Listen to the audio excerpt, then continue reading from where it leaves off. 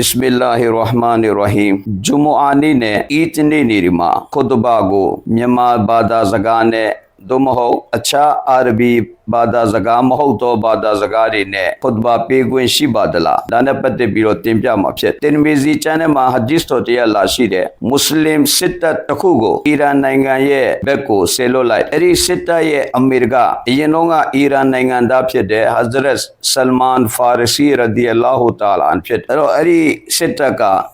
Iran နိုင်ငံရဲ့မြို့ရိုးကိုရောက်တော့မြို့ရိုးကိုဝိုင်းရံထားလိုက်တယ်ဝိုင်းရံပြီးတဲ့အခါကျတော့စစ်တပ်ကစစ်သားတွေကအမီရီဂျမာတ်Hazrat Salman Farisi radiyallahu ta'ala an ကိုတိုက်ဖို့အတွက်သူတို့ကစပြီးတော့တိုက်တော့ဖို့အတွက်သူတို့ကခွင့်ပြုချက်တောင်းအဲ့တော့ Salman Farisi radiyallahu ta'ala an ကအမေရှိတယ်ငါ့ကိုမင်းတို့ခဏအခွင့်အရေးပေးအောင်ငါသူတို့ကိုအစ္စလာမ်ရဲ့ဒါဝတ်အရေးပေးမယ်အဲ့ဒီလိုပြောပြီးတော့မှ Hazrat Salman Farisi radiyallahu ta'ala an ကမြို့ရိုးရဲ့အောက်ကိုသွားပြီးတော့စကားပြော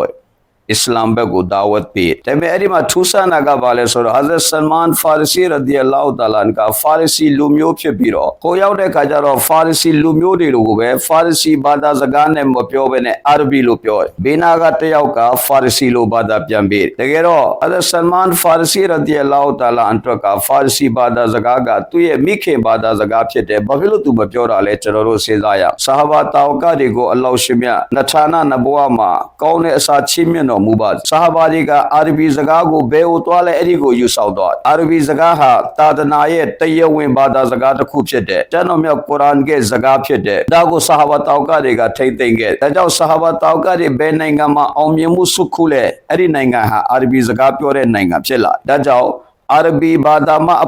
အခြားဘာသာစကားနဲ့ဂျူမူအာနဲ့အီဒ်नमाज टी मा खुतबा पचे हाँ मकरू तहरीमी फिट सहाबताओं का रे नित या लो दुनिया लोका मा निगरे नंगा अतीति को तवाबिरो ओछो खेरे बेदो खागा मा खुतबा गो अच्छा बादा जगा ने फके रे सूरे मत मशीगे अरबी लो खुतबा फाये बामाले नाम ले जावू अचोले मशी वूलो छिमी निरे तुदे चनो म्या कुरान के नाजीर आले को बादा जगाने वे तीन चापी जाए मकाबूला कुरान को म्यमालो वे तेलाए मकाबूला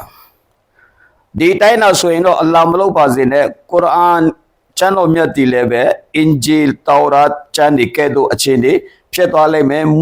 मिक एंड मुये बादा जगा मचानो बने तशा बादा जगाने लाठा रे चम फिर वाले में अल्लाह शे आलम को ठेते सौ सौ दो मुबाजी